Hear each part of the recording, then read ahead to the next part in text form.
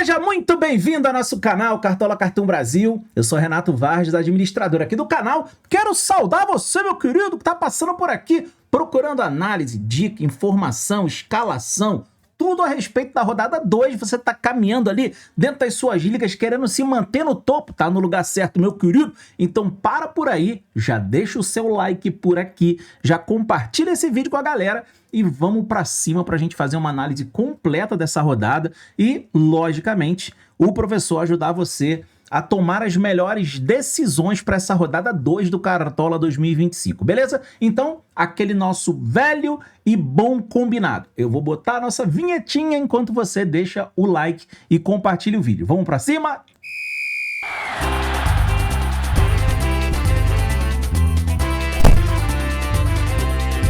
Nessa rodada eu só quero mitar.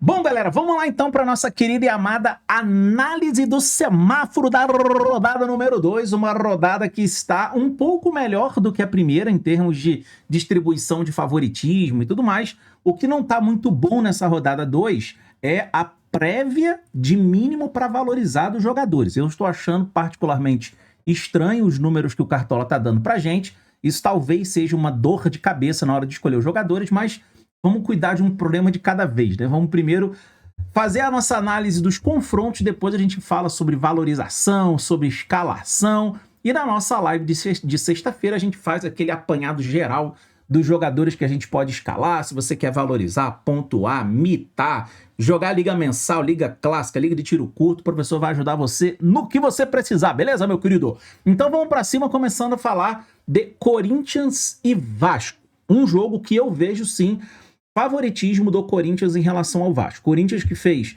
um jogo duro contra o time do Bahia, lá na Arena Fonte Nova, na estreia do campeonato. O Bahia começou melhor o jogo contra o Corinthians, dominou as ações, pôde abrir o placar em diversas circunstâncias, até que de fato conseguiu abrir o placar e o Corinthians não reagiu tanto, até que o Everton Ribeiro foi expulso, né? Depois da expulsão do Everton Ribeiro, o Corinthians tomou conta do jogo, partiu para cima, foi impositivo, buscou muito as laterais de campo, né? Buscou muitas jogadas de extrema, justamente para poder ampliar o campo e encontrar os espaços pelo meio. Meio esse que o Corinthians achou ali o seu gol, só que estava impedido, né? O Corinthians conseguiu um golaço, um dos gols mais bonitos da primeira rodada, estava impedido, né? Mas depois o Corinthians conseguiu num cruzamento, se eu não me engano foi o Héctor Hernandes, né? Héctor Hernandes, eu não vou me lembrar, Héctor Domingues, eu não vou me lembrar o nome dele, cara, é muito nome na minha cabeça. Fez o gol do Corinthians, empatou o jogo e assim terminou. Corinthians com resultado justo, porque depois que teve o Everton Ribeiro expulso, o Bahia recuou, teve várias chances de matar o jogo no contra-ataque, mas não teve competência para isso. O Corinthians se segurou, foi lá e empatou o jogo. Corinthians que está jogando neste momento, eu não estou acompanhando o jogo agora, vou gravar meu vídeo, depois eu vou acompanhar o restante do jogo, mas joga no final de semana em casa contra o Vasco. E aqui a gente tem que olhar para os jogadores do Corinthians com carinho. Por mais que o Vasco seja um time que melhorou muito defensivamente, é um time que está evoluindo na mão do Carille, ainda é um time frágil, ainda é um time com muitas lacunas defensivas. E o Corinthians, na fase que está, né, desde a pré-temporada até agora, ofensivamente falando, é um time que dá pra gente explorar nessa primeira rodada, tá bom? Lembrando, Vasco ganhou de virada o Santos dentro de São Januário. Foi um jogo muito bom por parte do Vasco. Depois que tomou o gol, o time soube reagir, entregou para o Santos algumas oportunidades de ampliar o placar, de jogar no contra-ataque, mas o Santos não conseguiu efetivar. O Vasco foi lá e conseguiu uma excelente virada. Porém, o Vasco fora de casa não costuma render tanto quanto em São Januário, então para mim aqui, Corinthians favorito. Outro bom favorito que eu vejo é o Internacional, enfrenta o Cruzeiro Internacional, que vem de um empate fora de casa contra o Flamengo. Um jogo que o Internacional foi muito competente na sua proposta, né? Quando começou o jogo, o Roger Machado observou que o time do Internacional estava com uma deficiência na marcação. O Flamengo tinha sempre um jogador sobrando ali na frente. E aí o Roger fez uma modificação no posicionamento do Fernando.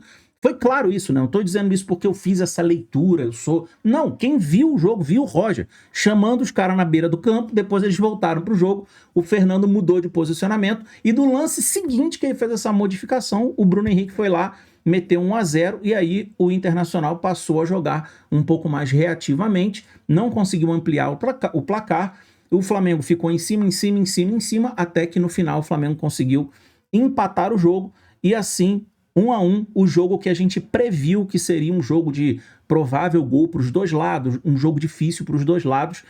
E agora o Internacional joga com o Cruzeiro em casa. O Internacional, galera, vamos ver aqui rapidamente números do Internacional. Eu vou abrir aqui junto com vocês um material que é nosso lá do nosso grupo de estudo, mas que eu vou abrir aqui junto com vocês para a gente dar uma observada para vocês entenderem, né? Meu placar de projeção para esse jogo é 2-0 Cruzeiro. Isso aqui é placar de palpite para apostar? Não, é placar de projeção. Eu vejo aqui um bom favoritismo para o lado do Internacional, chance de SG, e quando eu boto 2-0 no placar de projeção é porque o meu favoritismo é agudo de um time em relação ao outro, tá bem? Vocês notem que o time do Cruzeiro, mesmo jogando contra o time do Mirassol em casa, teve um XGA, ou seja, uma expectativa de gol cedido para o Mirassol de 1,75. Isso aqui, galera, é um XGA altíssimo, tá? É um XGA de um time que sofre defensivamente, entenderam? Tanto que o XG do Cruzeiro, ou seja, a expectativa de gols do Cruzeiro foi menor do que a expectativa de gol do Mirassol nesse jogo, tá? Esse aqui é um índice que nem todo mundo compreende muito bem, não dá tempo de eu explicar agora. Se você quiser saber um pouco mais, depois eu posso fazer um vídeo explicando. Porém, o time do Internacional, ele vem sim como favorito em casa. Se a gente der uma olhada aqui nos números, né, positivos aqui do Internacional, o time marcou gol nos últimos 10 jogos, está invicto há 10 jogos, né? Então essa marca o Internacional vem carregando. Ele fez o primeiro gol em 70% dos últimos 10 jogos que disputou. Ele tem 70%, né, de vitórias nos últimos 10 jogos, uma média de 1,9 gols marcados por jogo. Essa média era até maior, né, antes do jogo contra o Flamengo, e uma média de 0,5 gols sofridos apenas, tá? Enquanto que a gente olha para o Cruzeiro, e o Cruzeiro aqui nem tem os números do Cruzeiro ontem, né, que tomou piaba jogando fora de casa, perdeu novamente, voltou a tomar gol, mas o Cruzeiro sofreu gol nos últimos 10 jogos, venceu apenas um dos últimos 7 jogos fora de casa, isso aqui é preocupante. O Cruzeiro não venceu 8 dos últimos 10 jogos fora de casa, tem uma média de 1,2 gols sofridos por jogo, isso aqui é uma coisa preocupante, tá bem? Tem uma alta média de finalizações cedidas para os adversários, enfim, esse material aqui é um material bem rico, né, que eu entrego para a galera lá do TCC, que é bem longo, né? Depois eu mando um áudio explicando cada detalhe desse, resumo o áudio numa legenda para quem não pode escutar o áudio, enfim. É realmente um grupo para a galera estudar, tá bem? Professor, como é que eu faço para ver, para ter acesso? Cara, aqui o link tá aqui na descrição, tá bem? Se vocês quiserem ver, ter acesso, entrar no TCC, a galera já tá lá frenética estudando a próxima rodada. Enfim, tem uma sala de estudo. Sala de estudo é um grupo exclusivo, onde eu abro uma espécie de caixinha de perguntas para a galera, vou respondendo a galera e depois a galera pode comentar em cima. É um grupo exclusivo só para isso, que eu chamo de sala de estudo. E esse jogo aqui, galera, é de favoritismo do Internacional, tá bem? Atualmente, o Cruzeiro do Seabra não inspira confiança defensiva e o Internacional vem numa fase muito boa. Então, jogadores como Borré, se ele for pro jogo, Vitinho, Wesley, Alan Patrick, os laterais do Internacional, que eu gosto bastante para essa rodada, todos eles são jogadores que eu indico. Só tomem cuidado, porque as escolhas vão implicar objetivamente na nossa valorização. E se vocês olharem lá, o mínimo para valorizar que o Cartola está entregando, tá bastante preocupante. A gente não tem jogadores que precisam de pouco para valorizar. Mesmo aqueles que foram bem na última rodada e não custam tão caro. Ou seja, tá um padrão tá um pouco diferente. Tá bem? Vamos lá. Botafogo e Juventude. Muitos estão atribuindo ao Botafogo o maior favoritismo da rodada. Eu não sei se é para tanto, tá? Eu acho que o Botafogo é sim favorito, mas o começo de trabalho do Renato Paiva precisa ser respeitado enquanto começo de trabalho. Então o Botafogo fez um ótimo jogo contra o Palmeiras? Fez, só que pecou, por exemplo, nas finalizações. O Botafogo poderia ter vencido o time do Palmeiras, mas errou nas finalizações, se precipitou, errou o último passe, não teve a tranquilidade para definir o jogo e, lógico, a gente tem que reconhecer que se defendeu muito bem. Só que o time do Juventude também não é um time bobo. Por mais que seja muito mais forte jogando no Alfredo Jaconi, não acho que o Juventude vai ser aqui uma canja de galinha, né, como a gente chamava antigamente para o time do Botafogo. Repito, o Botafogo é favorito, eu vou investir no time do Botafogo, mas para mim o Botafogo não é o maior favorito da rodada, porque eu ainda não tenho elementos suficientes para dizer isso. Eu preciso ver mais esse time do Paiva jogando, preciso ver um pouco mais esse time do Juventude jogando dentro do Campeonato Brasileiro para eu poder categorizar isso um pouco melhor, tá bem? Eu prefiro confiar um pouco mais no Corinthians do Ramon Dias, que é um time que eu já tô habituado a ver jogar há muito tempo, é um técnico que já tá mais longevo, né? Mesma coisa o Roger Machado, tá bom? Galo e São Paulo, o Galo que fez um jogo curioso contra o time do Grêmio, né? Porque chegou como um time que ameaçaria frontalmente o time do Grêmio pelo estadual que o Galo fez, chegou com números excelentes no Campeonato Brasileiro e logo de cara ali o Grêmio já passou o cerol, né? Meteu 2-0, deixou todo mundo meio zonzo ali no time do Galo, só que quem viu o jogo viu que o Galo não deixou de produzir. O Galo não deixou de ameaçar o Grêmio, não deixou de atacar, não deixou de fazer com que o jogo para o Grêmio também fosse um jogo desconfortável. Tanto que se a gente analisa esse jogo, né, eu vou até colocar isso aqui para vocês, porque eu acho interessante, né? Se a gente analisa aqui, vocês vão ver que o Galo, por exemplo, teve um XG, uma expectativa de gol de 2,28. Foi a maior expectativa de gol da rodada, e foi justamente um time que não fez gol. Então, o Galo não fez gol por detalhes, e, lógico, né, também por falhas, porque um time que tem 2,2 de XG de expectativa de gol e não consegue confirmar esses gols é porque houve falha técnica na finalização ou porque o time realmente teve as suas finalizações bloqueadas e tudo. Então, de fato, isso aconteceu. Então, o Galo fez apenas um gol, mas a expectativa era de 2,3. Mas o time do Grêmio cedeu esse XG para o Galo. É um XG muito alto, né? Então, ficar de olho nesse time do Grêmio, porque defensivamente ainda foi um time que falhou. Só que os números que o Galo chega no campeonato, eles não morreram. O Galo continua invicto em casa há 9 jogos. Continua sendo um time que marcou gol nos últimos 7 jogos, venceu os últimos 5 jogos em casa, marcou primeiro nos últimos 5 jogos em casa, continua com uma média de 2 gols por jogo, e isso aqui a gente precisa observar. Em compensação, né, o time do São Paulo é um time que já não inspira tanta confiança pra gente, tanto defensiva quanto ofensivamente. Não estou falando isso por causa do jogo contra o Sport, tá? Estou falando isso de uma maneira geral. A gente viu por várias vezes na pré-temporada o São Paulo dando aquelas rateadas, né? Rateou contra o Novo Horizontino, né? Que todo mundo esperava ali que o São Paulo fizesse um jogo acachapante lá em Brasília e não conseguiu fazer. No Morumbi, São Paulo, mesmo com a perda do pênalti do Caleri, né, que poderia ter aberto o placar, mudado a história do jogo, eu concordo, mas não abriu e depois não conseguiu efetivar as suas chances. Agora sai para enfrentar o Galo no Mineirão e para mim aqui é um jogo de favoritismo do Galo e é um jogo para a gente tentar explorar sim aqui os jogadores do Galo. Tem alguns jogadores que eu já estou de olho, tá bem? Agora vamos entrar numa faixa um pouco mais nebulosa aqui da análise do semáforo, tá? Porque eu vou falar de jogos que a gente não tem um favoritismo tão flagrante, tão bem delineado, mas são jogos que a gente consegue explorar sim, de alguma forma, os times para tirar jogadores para as nossas escalações. Mirassol e Fortaleza, Fortaleza que tomou um sapeca iaiá, meu querido, do Racing, jogando em casa, perdeu de 3-0 na Libertadores, vindo de uma vitória de 2-0 contra o Fluminense, né? Eu fico imaginando a cabeça do torcedor, né, cara? Os caras chegam no Campeonato Brasileiro, ganham de 2-0 do Fluminense, fica ali, pô, maravilha, né? O time foi bem, o time parece que vai começar agora a dar aquela engrenada na temporada. Irmão, tomaram de 3 do Racing, entendeu?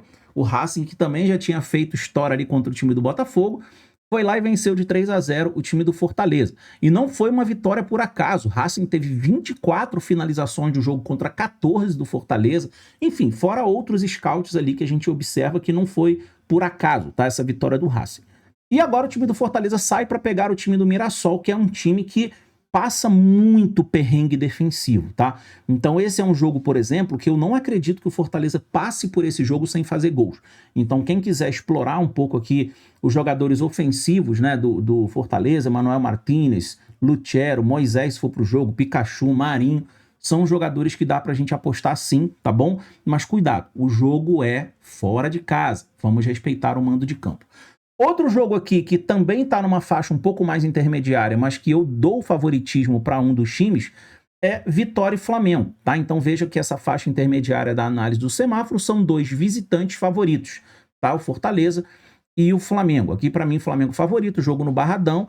Há de se respeitar o Vitória no Barradão, mas hoje o Flamengo é um time mais bem equilibrado defensiva e ofensivamente. É um time que vive um melhor momento, tem um elenco um pouco mais robusto do que o time do Vitória.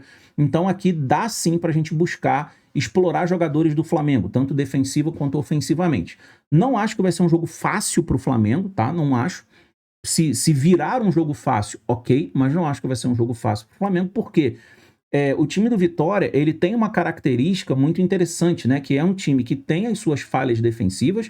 Quem viu os últimos jogos do Vitória, inclusive o jogo contra o Retrô, quem viu o jogo agora, né, pelo Campeonato Brasileiro contra o Juventude, vai claramente chegar a essa conclusão. Porém, o time do Vitória tem a característica de não abrir mão de atacar os seus adversários. Esse Vitória tem essa característica. E eu gosto dessa característica. Acho que é uma característica boa que deixa o jogo mais aberto, deixa o jogo com uma cara de trocação. Eu espero que o Vitória mantenha esse padrão. Com isso, a gente talvez tenha até mais espaço para explorar jogadores do Flamengo, como Bruno Henrique, como Plata, como Luiz Araújo, tá bem? Gosto bastante aqui, até o próprio De La Cruz, Gerson, se forem pro jogo, dá pra gente explorar. O Wesley lateral, tá bem? Ceará e Grêmio, o Ceará que deu um vacilo danado no Nabi Abichedi, conseguiu abrir 2-0 fora de casa numa estreia, voltando para a Série A, contra o Bragantino, que certamente vai ser um adversário direto na tabela de classificação, e o Ceará conseguiu entregar o empate, cara, pro Bragantino, quase entregou a virada no final. Ceará deu mole, porém mostrou que tem potencial, né? O Ceará mostrou que tem time para brigar, tem time para chegar junto diante de alguns adversários, e agora vai jogar em casa contra um Grêmio que vem de um resultado muito bom na estreia contra o Galo, muito bom mesmo, um resultado que dá muita moral, mas o Grêmio mostrou que ainda tem as suas deficiências defensivas. Então, para mim, esse é um jogo, galera, muito parelho, muito aberto, tá bem? Se eu fosse colocar favoritismo nesse jogo, assim, não, tem que ter um favorito. Eu daria um favoritismo bem leve pro Ceará, pelo fato do jogo ser no Castelão, ser com o mando do Ceará, e o Ceará tá mais habituado, né, a jogar nessa atmosfera do que o Grêmio. O Grêmio tem tido muita força jogando em casa, fora de casa os números não são tão favoráveis. Então aqui para mim, o Ceará tem um leve favoritismo. Mas é aquilo, é jogo duro, jogo de trocação, parelho no Campeonato Brasileiro. Então, se o Grêmio chegar aqui e conseguir uma vitória, 1-0, 2-0, não é de se estranhar, porque a gente tá mais do que habituado com isso dentro do Campeonato Brasileiro. Tá bem? Sport e Palmeiras, né? O Palmeiras que simplesmente desaprendeu a fazer gol, cara. Nos últimos 4 jogos o Palmeiras fez apenas um gol, acredite se quiser. E é um time que agora tá, assim, um pouco perdido na sua criação, né? O Palmeiras não consegue mais ter toda aquela articulação que a gente aprendeu a ver, o Palmeiras criativo, um Palmeiras que gira a bola, que consegue jogadas de penetração, jogadas de facão. Cara, não consegue mais, cara. Palmeiras não consegue mais, virou um time burocrático que toca a bola na frente da área esperando uma oportunidade de cruzar a bola na área. Só que os adversários, como o Corinthians fez muito bem, como o time do Botafogo fez muito bem, já aprenderam a neutralizar essa bola, principalmente quando o Flaco Lopes não tá em campo, tá o Vitor Roque.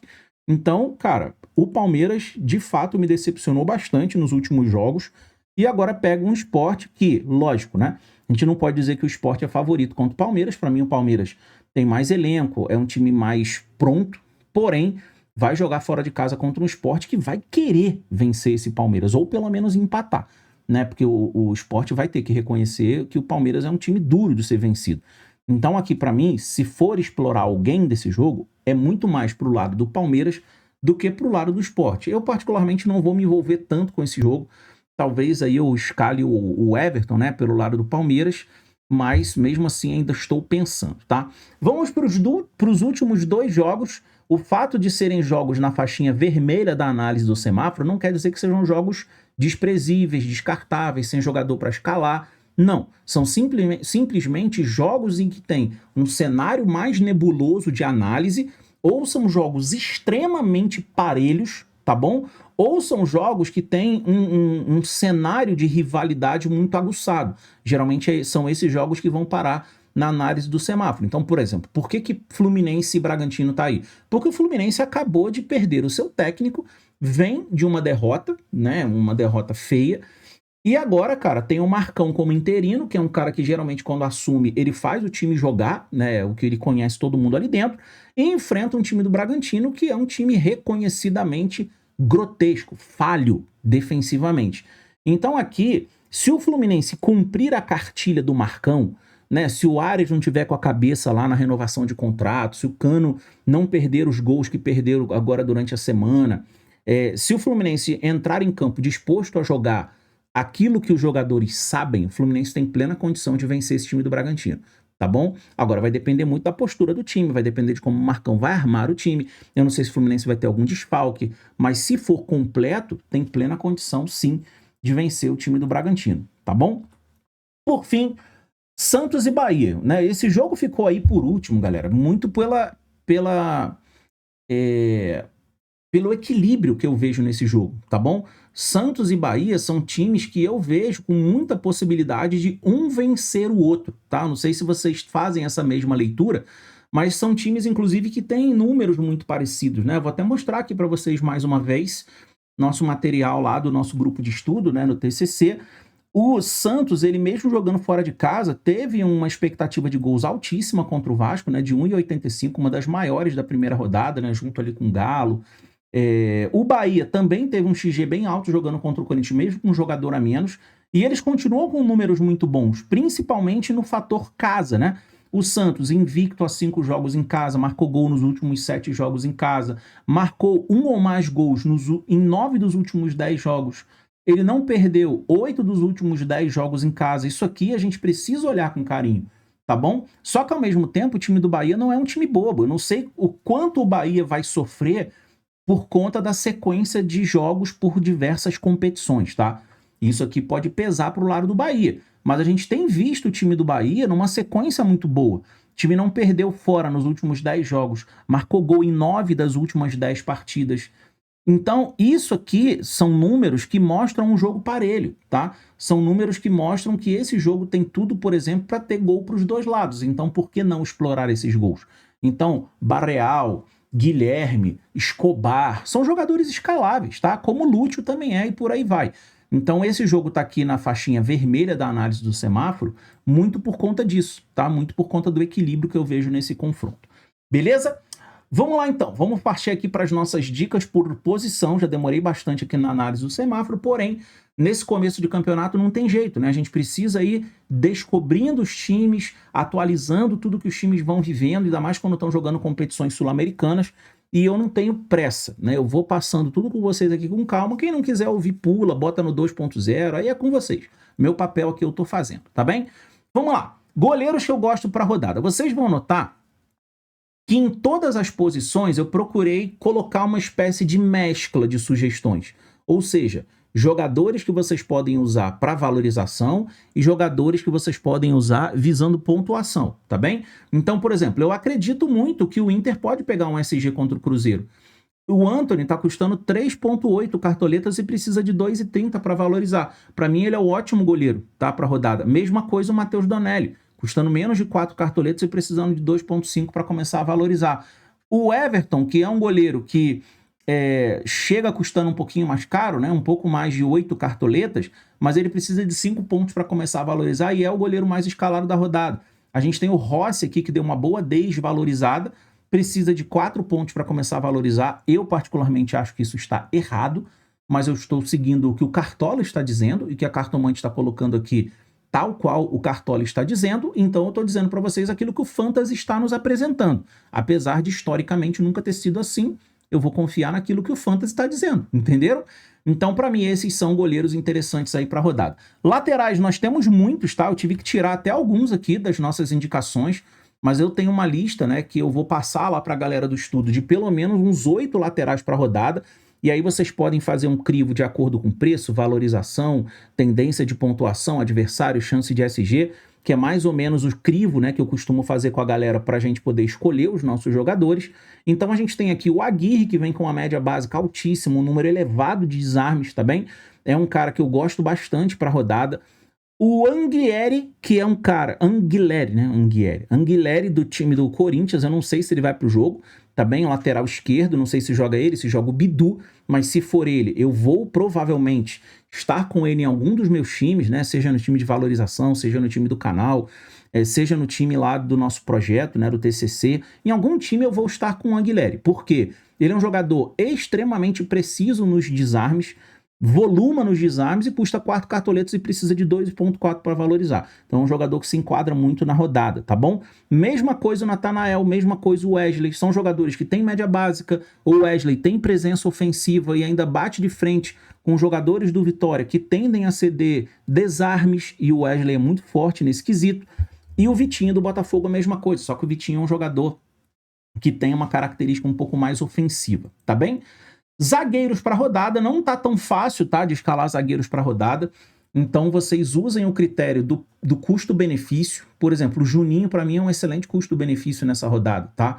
Eu acho que o Lianco também, o Vitão ainda é um pouquinho mais caro, mas ainda tá dentro de uma faixa ali aceitável. O Alexander Barbosa já tá um pouco mais caro, mas a gente vê assim o Botafogo com chance de pegar um SG. E o Gnácio do Fluminense, né, que não estreou ainda, deve estrear nessa rodada, precisando de 3 pontos para começar a valorizar. Eu não acredito muito nesse SG do Fluminense, mas o Ignacio é um cara que costuma fazer média básica, tá bem? No meio-campo, temos grandes opções, tá? Grandes opções. Então eu coloquei aqui jogadores um pouco mais baratos, que são o Barreal e o Gregory. Não adianta vocês procurarem meia precisando de 2 pontos para valorizar, 3 pontos. Não tem, a não ser que você queira colocar bagaço no seu time. Aí você não vai nem valorizar nem pontuar. Então, não adianta, cara. Para você colocar meias que não vão nem pontuar, você vai só se lascar. Então, procure jogadores que, mesmo que ele fique no 0 a 0 de pontuação com valorização, pelo menos ele te entrega ponto, tá bom? Então, dos meias que nós temos disponíveis agora, não tem nenhum que seja, assim, um estouro para valorizar. Não tem mesmo, tá bom? Então, eu tô deixando como dica para vocês 3 jogadores já conhecidos e consagrados, né, que são Arias Scarpa e Richard Rios. Quem quiser ir com o Veiga, ok, mas eu não sei se ele vai pro jogo, tá bom? Richard Rios é um pouco mais para média básica, né? E como opção aqui o Gregory e o Barreal. O Gregory que tá cumprindo funções assim muito versáteis no time do Botafogo, né? Desarma, finaliza, é um jogador de recomposição e de proximidade da área, então ele já disse que tá cumprindo um pouco essa função. Então, isso ajuda muito na construção de pontuação dele. A gente viu isso contra o Palmeiras, tá? Por fim, o ataque, que é a posição que mais a gente tem opção, tá bom? Aqui eu só coloquei 5, né? Porque são quantos cabem aqui na plataforma da Cartomante para eu dar como dica para vocês. E eu coloquei aqui o Yuri Alberto e o Wesley, partida espetacular que o Wesley fez contra o Flamengo. O Igor Jesus, que também fez uma partida com excelente média básica, né, contra o Palmeiras. Coelho, que vem construindo uma pontuação muito forte todo jogo na pré-temporada, fez quase 7 pontos de média básica, também jogando fora contra o Grêmio. E o Germancano, né, que inclusive fez o gol do Fluminense agora no meio de semana, jogando competição sul-americana, ele que fez o gol, tá bem? Eu tô evitando dizer nome de competição sul-americana aqui, porque a gente fala o nome da competição, aí depois eles querem dar ban no canal, achando que a gente tá transmitindo o jogo, né? A gente fica falando nome de jogador e nome de competição, os caras vêm aqui implicar com o canal, tá? Por isso que eu tô evitando falar o nome. Como técnico, deixo como dica para vocês Roger Machado e Renato Paiva, para mim os 2 melhores técnicos da rodada, tá bom? Mas fiquem de olho também no Ramon Dias, que também não custa tão caro. Já o Cuca e o Felipe Luiz são um pouco mais salgados, tá? Aí o bicho pega, tá, galera? Então tomem um pouco de cuidado aqui. Por fim, galera, quero falar sobre o nosso projeto Treinando Campeões de Cartola. Sei que vocês já devem estar sabendo, já devem ter ouvido falar, mas eu, logicamente, vou continuar oferecendo para aqueles que quiserem aproveitar essa oportunidade, tá? Nosso grupo está aberto, acolhendo ainda as pessoas, né, que estão chegando. Então o grupo, ele tá com uma quantidade de conteúdos muito satisfatória. Eu tô colocando lá o máximo que eu posso pra galera. Sempre que eu coloco lá meus áudios, né, explicando tudo. Isso aqui é uma análise pós-rodada que eu fiz, jogo a jogo, falando dos destaques de cada jogo, as lições que a gente tirou, destaque tático, destaque individual dos jogadores, o que eu observei. Então eu gravo um áudio, depois eu boto uma legenda aqui bem detalhada, porque tem gente que é deficiente auditiva, precisa ler. Então eu coloco lá bem bonitinho pra galera. Enfim, o grupo tá muito bom, né? O grupo tá lá já com conteúdo para a próxima rodada, né? Que eu não vou mostrar aqui para vocês, porque não faz sentido. Muitas vezes eu preciso falar com a galera por meio de videozinho bolinha, né? Então a gente tem aqui, né, os nossos times da rodada, as escalações, quando elas vão saindo, eu também coloco para a galera. Eu atualizo, então saiu um time que tem algo importante para a gente mostrar, eu vou avisando, ó, o São Paulo tá sem o Matheus, tá sem o Enzo, tá sem o Moscar, tá sem o Lucas, eu vou lá e comento o que é importante, né? Isso aqui é do nosso curso que está disponível também lá para a galera. os nossos times, né? O time ousado, o time de valorização, meu time principal, sempre com a explicação de por que eu estou colocando cada jogador no time, enfim, o nosso quadro de indicações, enfim. Se vocês quiserem conhecer esse projeto, essa aqui é a nossa sala de estudo, ó. Sala de estudo está aberta, aí a galera vem aqui e começa a comentar, a galera coloca as perguntas aqui e eu começo a responder, tá? Isso aqui são as minhas respostas, as perguntas que a galera vai colocando, então eu deixo a sala de estudo aberta, o pessoal coloca igual no Instagram, coloca a caixinha de pergunta lá, ele pergunta, depois eu vou respondendo, seja por áudio, seja por escrito, seja com alguma imagem. Então também tem o nosso grupo de resenha, né? Tem um grupo lá do bate-papo da galera, então se vocês quiserem participar do TCC, venham, porque o investimento é irrisório diante daquilo que a gente tem para oferecer, tá? Aqui na descrição tem o link para vocês entrarem. Tranquilo? Vamos lá, deixa eu mostrar para vocês aqui a base do meu time. Eu digo base, galera, porque assim, não tá um time tão barato assim. Deixa eu ver quanto é que ele custou. 116 cartoletas, não tá tão caro também não. Tá? Mas eu tive que pensar esse time para poder mostrá-lo para vocês, porque teve jogadores aqui que eu não quis colocar, né? Porque senão o time talvez ultrapassasse um pouco o orçamento da maioria, entendeu? Teve gente que valorizou 7 cartoletas, 8, 10, mas teve gente que valorizou 2, 3, entendeu? Mas a base do meu time, por enquanto, tá assim, com Everton, Aguirre, Wesley, Juninho e Ortiz, o técnico Renato Paiva, porque eu não botei nenhum defensor do Botafogo, Gregory, Alan Patrick e Arias, no ataque Bruno Henrique, Igor Jesus e Yuri Alberto. Não é o meu time dos sonhos, tá? Não é o meu time dos sonhos. O time que eu queria mesmo colocar, ele fica muito mais complicado para valorizar do que esse time aqui. Esse time aqui já tá complicado, precisa fazer, sei lá, 80 pontos para começar a valorizar, 70, sei lá. Então, se eu colocasse aqui os jogadores que eu realmente queria, o time ia precisar de muito para valorizar. Aí eu também não quero me expor tanto, tá? Então, essa aqui é a base do meu time. Na sexta-feira, na minha live, a gente vai atualizar esse time, eu vou tirar as dúvidas de vocês, a gente vai fazer a nossa live tradicional de sexta-feira e, logicamente, durante a semana eu vou postando conteúdo no meu Instagram, se você não me segue por lá, @cartolacartumbr, para que você acompanhe todos os meus conteúdos de lá, caixinha de pergunta, as unanimidades da rodada, a análise dos confrontos, uma série de conteúdos que eu vou postando lá durante a semana para vocês também estudarem por lá, beleza? Espero vocês lá no TCC, espero vocês na live, espero vocês no Instagram. Um beijo no coração, que Deus abençoe a todos.